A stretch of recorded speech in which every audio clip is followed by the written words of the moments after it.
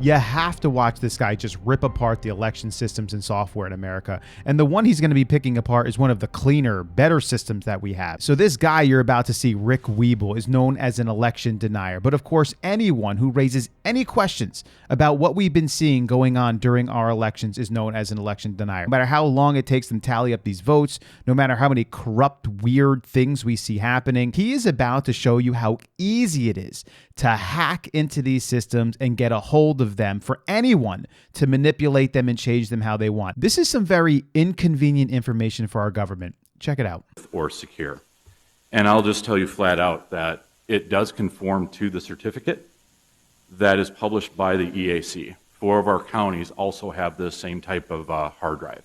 What I can show you immediately is that I was able to take a forensic copy of that hard drive and actually boot up the electionware system on a non-conforming laptop. That is a complete violation of the certificate, which required that the trusted platform module be enabled. It would be impossible normally for that hard drive to go off of a certified machine that is communicating with its chip to be able to boot up on here. And the other piece of evidence that I have of nonconformity is that you will notice that I have a thumb drive on the side of it. That thumb drive is a BitLocker key that is used to basically allow the security of the laptop to boot up. That is another violation because what is supposed to happen is it should be on an official Delkin thumb drive that is supposed to be serialized and secure. So I've just given you 2 pieces of evidence. I've also shown another piece of evidence in other states that have published in lawsuits because their auditors and attorney generals and states attorneys did not do due diligence of publishing the manuals online in the court cases. Sheriff Stanek can confirm on page 10 of this manual, the default administrator user and password is publicly available on the internet. And I have that copy here, and I showed Sheriff Stanek page 10, and he can confirm that the password is there and not redacted. The other manuals for the complete system, including the DS200, 450, and 850, all of those passwords are available online as default. We're also aware that when C-Change was in charge of the elections during the last few years, the default password was election 1. And it was universal across all the states that they were operating in. Thankfully, we're using ES&S directly, and they should be changing those passwords. My recommendation is that the password should be different for each of the machines. Don't use the same password across the spectrum so that you can help delay it. The other piece is that you're probably wondering if I can even log in to this laptop to actually get in. Yes, I can, and there it is going in right now. So I have been able to even circumvent their security and default the password to whatever I wanted it to be. And there is the electionware software. And yes, now I have the ability to decrypt the thumb drives of this county and any other county across the United States that's using electionware 6.1.1.1. So that we could view the cast vote records and ballot images.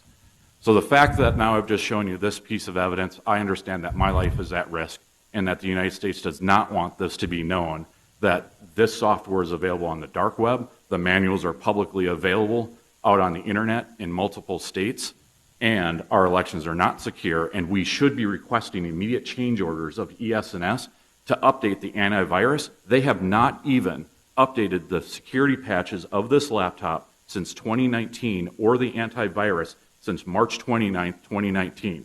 The 4 counties that use this laptop in our state are 100% at risk. Also, the DS200s, 450s, and 850s have no antivirus on them whatsoever. So if you get a new thumb drive from ES&S and plug it in, even this laptop is unaware of potentially the last 5 years of vulnerabilities that have hit the U.S. And this guy did all that using a Dell laptop. To me, It looks like they're leaving the systems unsecure on purpose, probably because they want individuals, specific individuals, to go in and manipulate things how they would deem them to be manipulated. It's not that difficult with the funding that our government has in different state governments to get together a team of people to truly secure our elections and to back it up with hand-counted ballots. The fact that this guy was able to do all of that and that he's highlighting some other security issues, including the passwords that are connected across the systems, obviously the ease of looking at the default password, him being able to get in there and manipulate the password himself, the antivirus software is not being updated. Of course, everything the government does seems like it's completely outdated and laughable. So what is our government going to do with this information? Probably nothing. Probably going to look at it and they're going to just call this guy a conspiracy theorist, election denier. All of the things he said are just fake and ridiculous. They're going to debunk it. Snopes is going to come on and they're going to say, oh, this is just fake. This is why it's wrong. This is why you shouldn't believe it. Again, just don't trust any of this. Don't look into any of this and just let's go live with this stuff again. And it's going to be completely fine. You know what's going to happen in the upcoming election?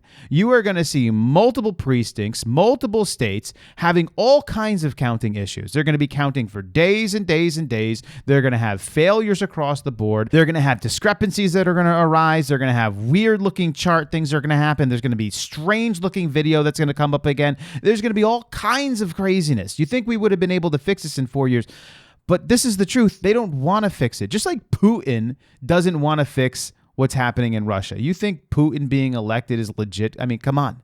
But do you think he wants to fix that system? He don't want to fix it. He wants to fix it for himself. And the leaders in the United States, they don't want to fix the system either. They want to fix it for themselves. These people aren't stupid. They know that the systems are left open and they've done it on purpose. There's no other explanation that makes sense. Our election system should be one of the most secure things that we have. And they're not. And until we get this fixed, we probably should just go back to all hand-counted ballots until something is truly set up where people can agree, well, this is going to be very difficult to break into and manipulate. There is backup after backup, redundancy after redundancy, and we can rest assured that this is going to work across the board. But that does not exist right now. And that's a problem because if people don't believe in their elections, that's where you can start to see some really crazy things happen. Because when people don't believe that the person who is voted in is supposed to be that person, and whose fault is that? It's the government's fault. But you know what? Maybe that's what they're looking for. Maybe they're looking for some sort of civil war to happen. Because again, I believe that we have people in charge who want to turn things upside down and who want to institute a new system here. And sometimes in order to do that, you have to keep pushing and pushing and pushing and pushing until you get some sort of crazy reaction, and then you can do what you want to do. What do you all think about this? Leave your comments below. I'll catch you in the next video.